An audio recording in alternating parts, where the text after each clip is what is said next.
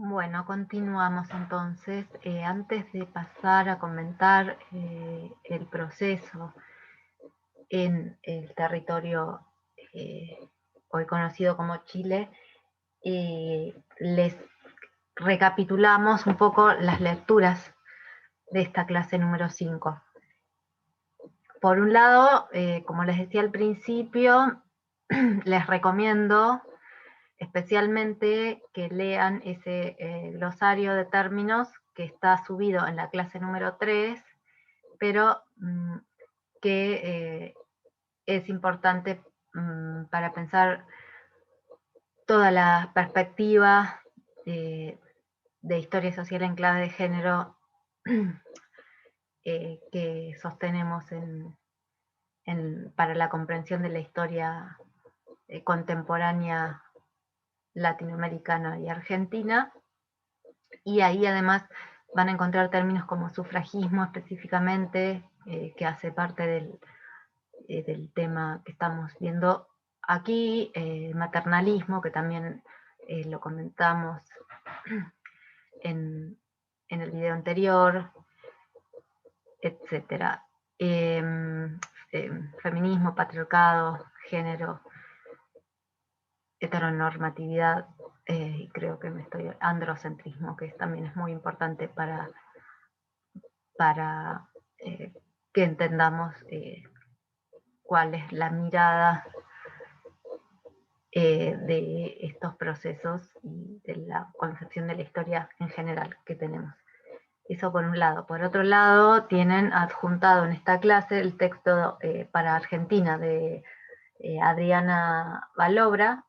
Feminismo, Sufragismo y Mujeres en los Partidos Políticos en Argentina en la primera mitad del siglo XX.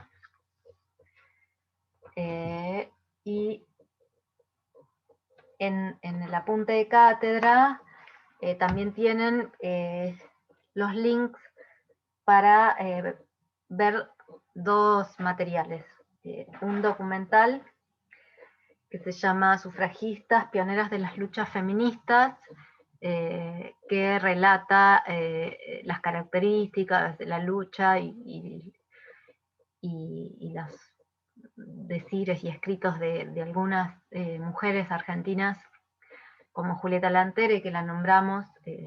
Alfonsina Storni, reconocida escritora, entre otras cosas, y otras mujeres más. Y tienen un link para ir a un docudrama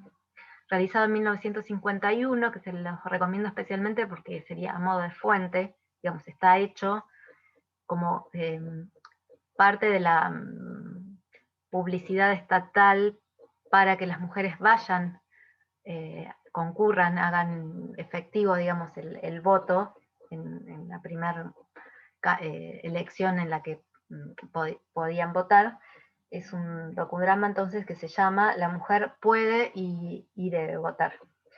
Y después, como sugerencia simplemente, pueden mirar la película de ficción Sufragistas, que está, que narra la lucha de las sufragistas inglesas o británicas, que quizás es como el proceso más difundido, o digamos, o que tiene más artefactos culturales y más imágenes que nos han llegado, ¿no? Es interesante también por cómo representan las distintas tácticas y prácticas de estas sufragistas, que incluyen claramente el uso de la violencia directa, ¿no? Así que también, si la ven, lo podemos charlar en el encuentro sincrónico del lunes. Y para el caso o para el proceso en Chile, tienen un capítulo de un libro colectivo. El capítulo está escrito y en realidad es una reelaboración de un texto anterior. La autora es Claudia Rojas Mira, y se llama Rumbo a la moneda, historia del movimiento sufragista en Chile, 1913-1952. Ahí ella, al igual que Valobra en el texto que tienen adjunto, justamente lo que hace va a periodizar, va a ir marcando distintas etapas en el proceso del movimiento de las mujeres por la consecución de su ciudadanía política. Pero a diferencia del caso o del proceso argentino, por lo menos para esta autora, ella va a plantear que no va a haber una tensión o un debate evidente o explícito entre el feminismo y el sufragismo. Es decir, que las mujeres organizadas y movilizadas en Chile hablaron desde el feminismo y del sufragismo de modo bastante indistinto. Aspecto que ahí sería como una primera diferencia importante para comparando con Argentina, en donde Valobra deja bien en claro que no todas las sufragistas eran feministas y no todas las feministas eran sufragistas, ¿no? Que van a ver en el texto, que está, si bien no lo desarrolla digamos, en extensión, pero deja claro cómo entendían las anarcofeministas el problema del sufragio, ¿no? Y entonces ella va a marcar una primera etapa que va desde 1913 a 1925, en donde que ella denomina el despertar de la conciencia feminista en Chile, cuyo puntapié inicial, y esto quizás también es una diferencia con Argentina, es el movimiento organizado de maestras por el derecho al libre acceso de las mujeres a todos los niveles de estudios, incluidos los estudios universitarios. Y eso va a dar, digamos, va a dar frutos o se va a lograr a partir de 1877 un decreto que va a otorgar o va a plasmar el libre acceso de las mujeres chilenas a los estudios universitarios. Y entonces ese ingreso de las mujeres al estudio, a los estudios universitarios, va a implicar una socialización, un encontrarse, digamos, de las mujeres universitarias para pensar sobre los múltiples roles que podían tener las mujeres en la sociedad, y no solamente el de madres y esposas, ¿no? El otro aspecto que destaca la autora como elemento que hace a este despertar de la conciencia feminista, como ella le llama, es las visitas de diferentes conferencistas, tanto varones de perfil, digamos, de ideologías socialistas, en los que van a hacer hincapié en la igualdad de derechos y libertades para mujeres y varones, y por supuesto, mujeres feministas de otras latitudes, ¿no? Y también otro elemento que influye va a ser el aumento de la presencia de mujeres en distintos aspectos, en distintos ámbitos laborales y áreas de la producción durante la Primera Guerra Mundial. Va a ser en el norte de Chile, en Iquique y en la zona minera, donde vamos a encontrar los primeros centros femeninos anticlericales, Es decir, que no va a ser Santiago la cuna, digamos, o el origen del feminismo chileno, sino la zona del norte, que en parte se explica porque en ese momento el desarrollo económico y la modernización, digamos, capitalista que va a implicar esa actividad económica y la gran concentración de población va a posibilitar, ¿no?, estos espacios de socialización de mujeres y además la fuerte presencia de la organización clasista del Partido Obrero Socialista también va a tener en su plataforma, entre sus principios, mejor dicho, la demanda por mayor igualdad o igualdad para las mujeres en la sociedad, ¿no?, con respecto a los varones. Entonces, este feminismo originado en el norte de Chile va a tener esta característica de, como cierto feminismo argentino, compartir demandas específicas de la clase obrera, como leyes laborales contra la carestía debida por el derecho al descanso dominical, la reducción de las horas de trabajo, etcétera, al mismo tiempo que va a tener, va a promover ideas relativas a la emancipación de las mujeres, ¿no? Sin embargo, el devenir de los problemas y de las desigualdades sociales en el norte, según la autora, va a hacer que las mujeres migren digamos, o prioricen su participación pública en las filas del Partido Obrero Socialista y en los sindicatos. Entonces, a partir de ese cambio, el desarrollo del feminismo en Chile se va a ver más organizado en su capital, en Santiago de Chile y en Valparaíso. En paralelo,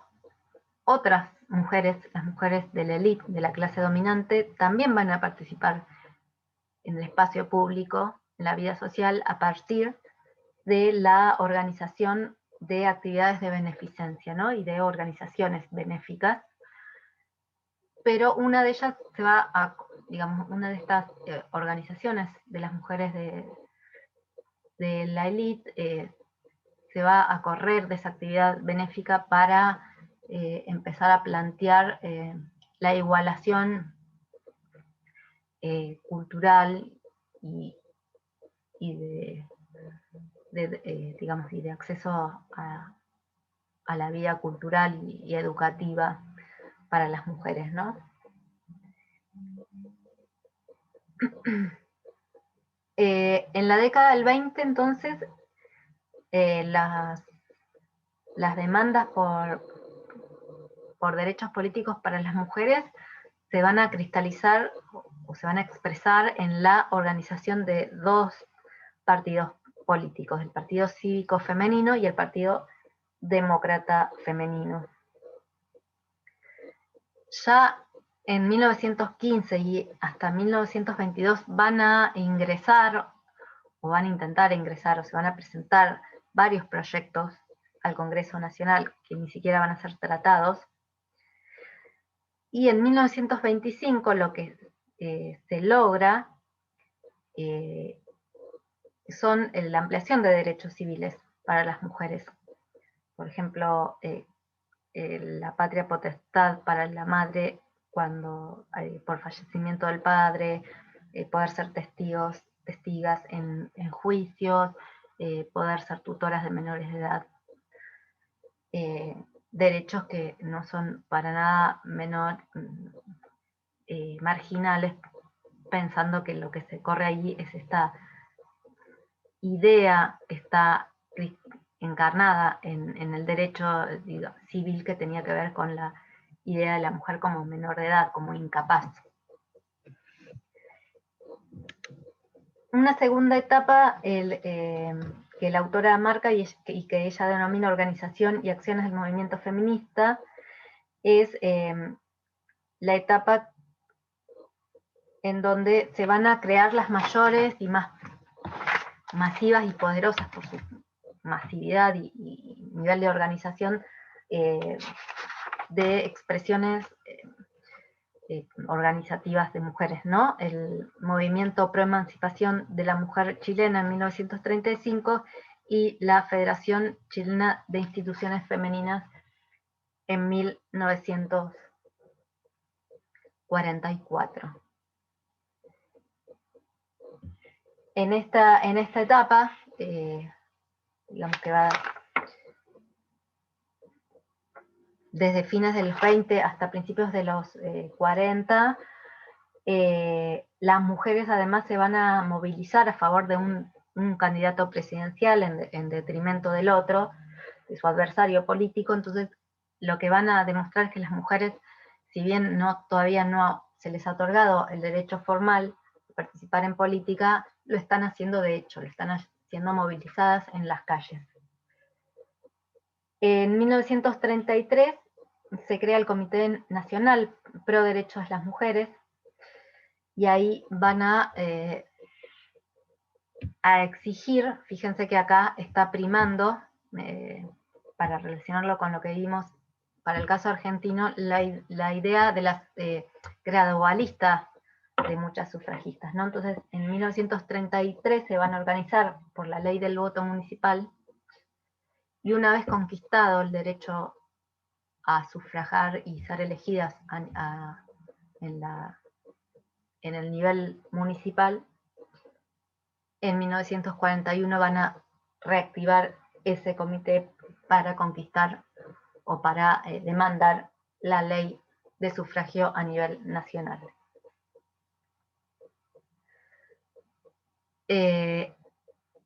Va a ser en medio de 1935, digamos, con la crisis social y económica también,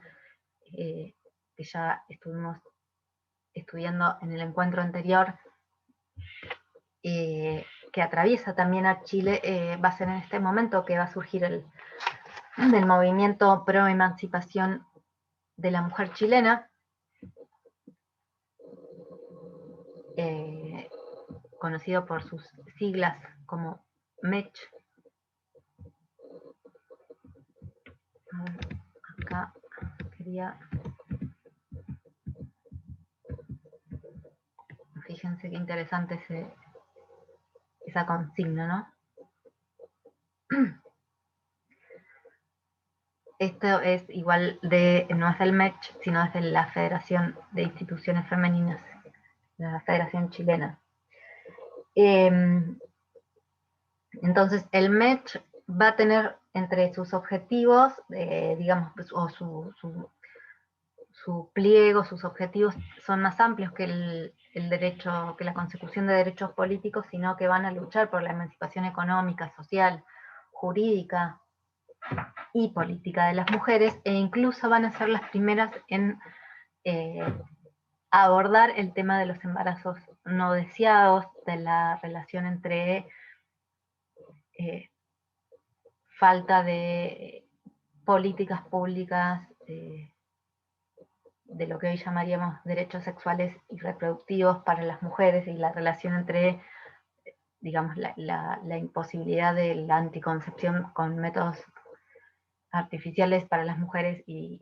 la pobreza, etc. Esto ya lo van a plantear en los 30, de hecho en los 30 va a haber un debate social importante en relación al aborto.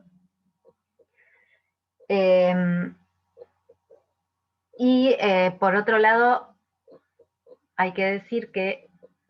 el MECH, si bien se representaba o se autodefinía como un movimiento amplio en términos políticos, en los hechos era el brazo femenino, según la autora, del Frente Popular, que fue esa coalición de partidos radicales comunistas y socialistas. Cuestión que de todas maneras vamos a ver más adelante. En 1944 se realiza el primer Congreso Nacional de Mujeres y se plasma la necesidad de una organización nacional más amplia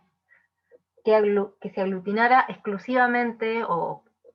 casi únicamente en torno a la obtención del derecho, de los derechos políticos, ¿no? Del sufragio y de elegir y ser elegidas. Entonces ahí va a crearse la Federación Chilena de Instituciones Femeninas. Ahí en la pantalla están viendo uno de sus consignas, que fíjense que dónde está el acento, ¿no? Argumentativo acá, o dónde está, sobre qué ideas se basa. Tiene que ver con esto que vimos para Argentina, también sobre algunos argumentos de algunas mujeres y de algunas organizaciones, de esto que se llamó feminismo maternalista o maternalismo político, mejor quizás sea la expresión más correcta, ¿no? La asociación, digamos, del derecho a partir del ser madre.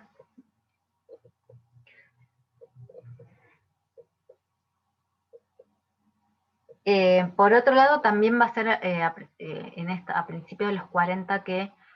las mujeres van a tener mayor presencia en distintos partidos políticos, pero como en Argentina también va a ser desproporcionado, digamos, o no se va a expresar ese aumento en las bases de esos partidos políticos en mujeres en lugares de dirigencia, ¿no? De esos partidos. O sea, el aumento de cantidad de mujeres en las bases de esos partidos no va a implicar un cambio en la dirigencia, digamos, en cuanto a mujeres y varones, lo cual, como en Argentina, también habla del grado de sexismo de esas organizaciones, ¿no?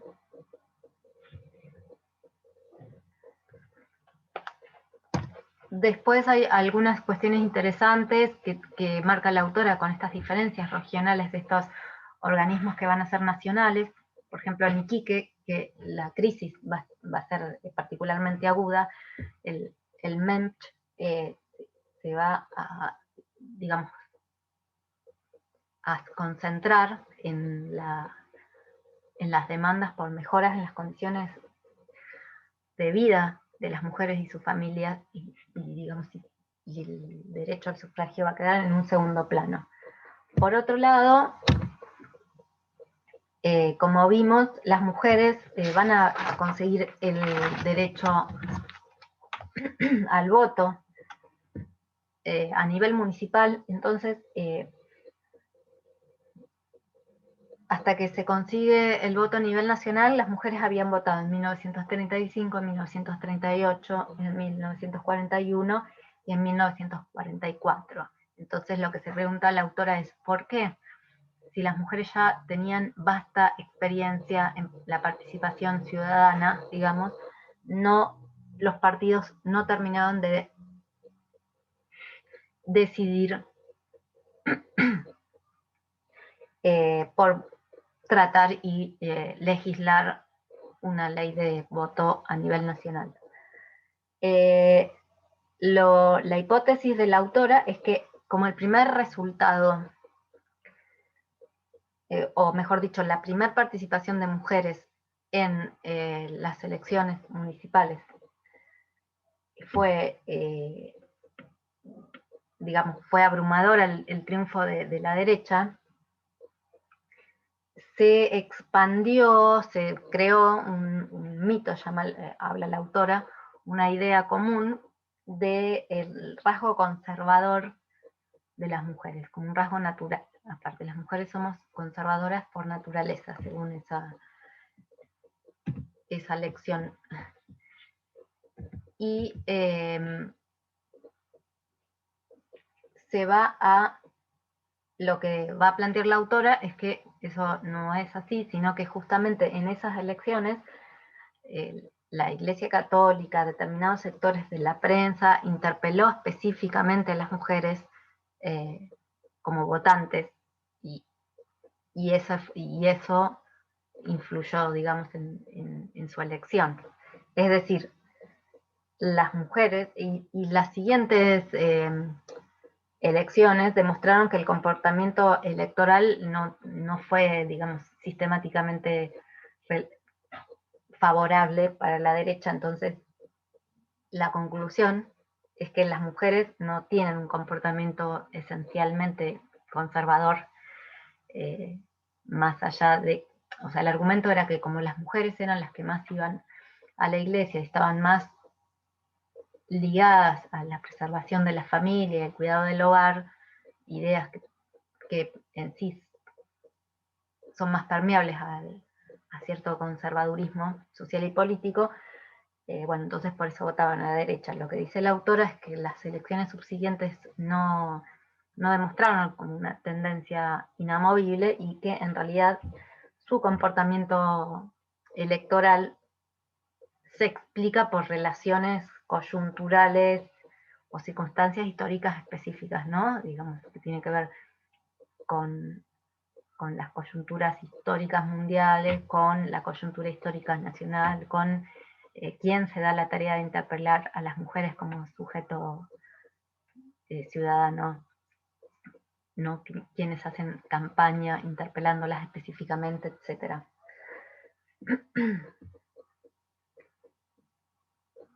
Entonces, vemos que en esta segunda etapa la consecución de derechos, el mayor avance va a ser, por un lado, en la consecución de derechos civiles, y por otro lado, como el fortalecimiento de organizaciones de mujeres a nivel nacional. El tercer momento es lo que la autora llama, que va de la tercera etapa, que la autora periodiza desde 1947 a 1952 y que titula El sufragio logra el movimiento feminista. Bueno, ahí hace hincapié en que este periodo es el periodo, digamos, de que se da frutos toda esa larga lucha anterior, y que en los últimos, digamos, entre 1947 y 1949, lo que va a suceder es que esa campaña por los derechos de las mujeres va a tener un carácter más masivo, más frontal, más público, más en las calles, y digamos, toda esa organización acumulada se va a expresar de forma masiva en las calles, la argumentación va a ser más contundente y va a ir permeando a sectores cada vez más amplios de la opinión pública, y además cuaja con un mayor grado de politización de la sociedad chilena. En 1947 además va a ser elegida por primera vez una mujer, Julieta Camposano, que además por el Partido Comunista, y el contexto de guerras mundiales y del debate entre fascismo y democracias, que también vimos para,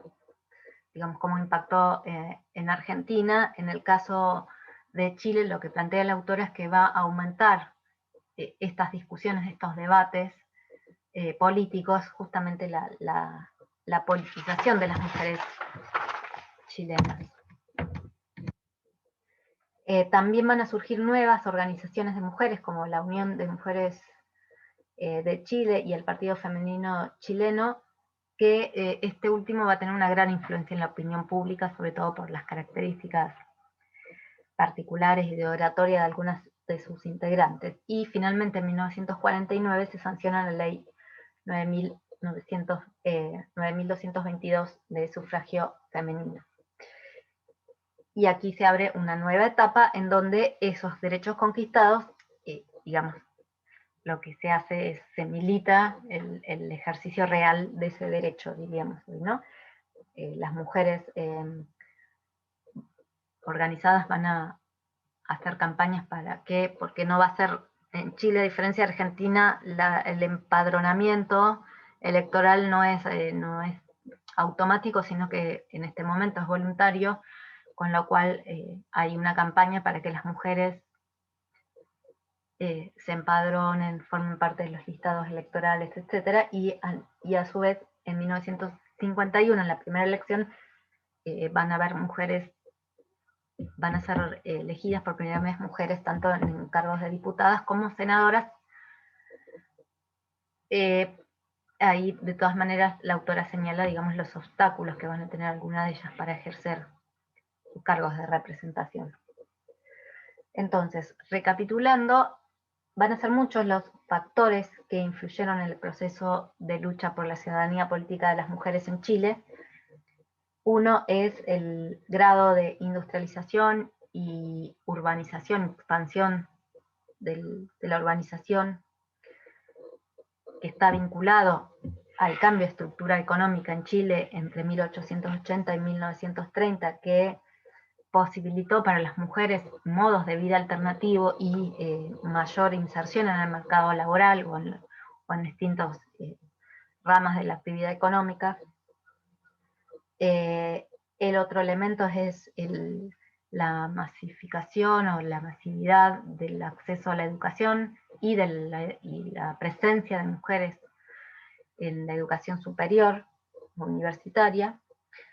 El tercer elemento es la experiencia de las mujeres en las luchas obreras como parte de la clase obrera. Y el cuarto elemento es la influencia de pensadoras y pensadores de otras latitudes que llegaban a Chile, y a partir de allí se podían socializar y debatir diferentes ideas. Recordemos que ya dijimos que en el caso del sufragismo es un movimiento que tiene cuya característica también es el internacionalismo, ¿no? Es decir, poder conocer y debatir de primera mano con mujeres de distintos países sus experiencias en esta lucha por el derecho político. Todo esto, dice la autora, es lo que va a propiciar el ascenso del movimiento sufragista en Chile. Entonces hay una primera etapa del movimiento feminista que para la autora el feminismo, como decíamos al principio del sufragismo, no tienen diferencias. Hay una primera etapa entonces que es que va desde principios del siglo XX hasta mediados, hasta 1949, que es liderado por mujeres con acceso a los estudios superiores, mujeres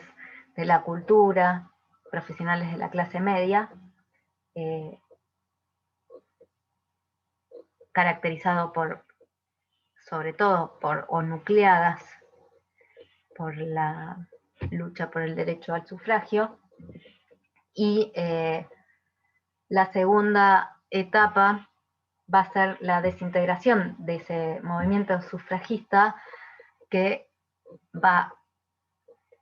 digamos, que no quiere decir que las mujeres se retiren del ámbito público y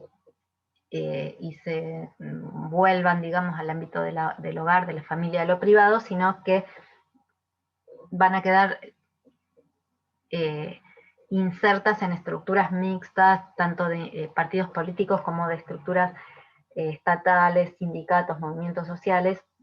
digamos, y su participación va a ser muy masiva, pero en tanto pertenecientes a una determinada clase social, y lo que caracteriza esta etapa es que queda en un segundo plano sus demandas específicas a partir del género.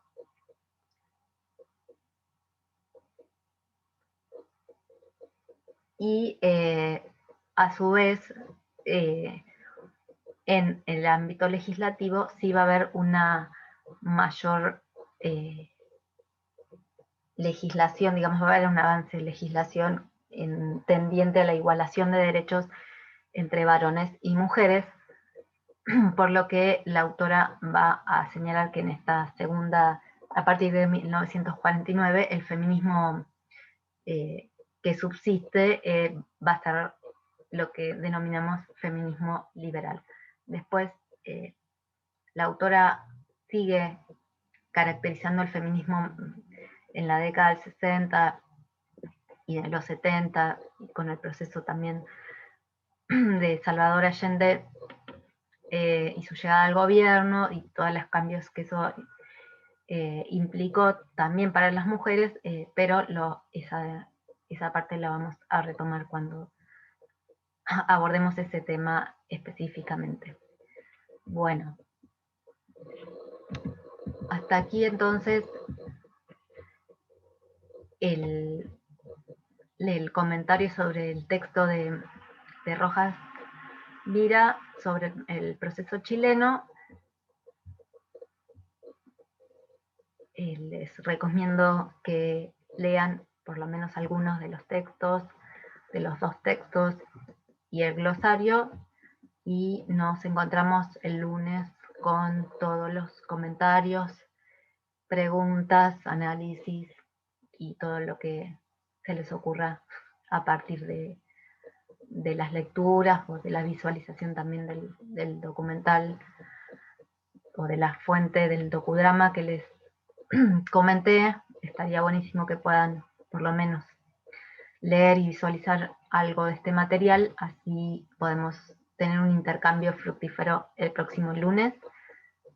Y antes que me olvide, recuerden que también estamos compartiendo en el campus la consigna del primer trabajo práctico, así que estén atentas y atentos. Buenas tardes, buena lectura y nos vemos el lunes.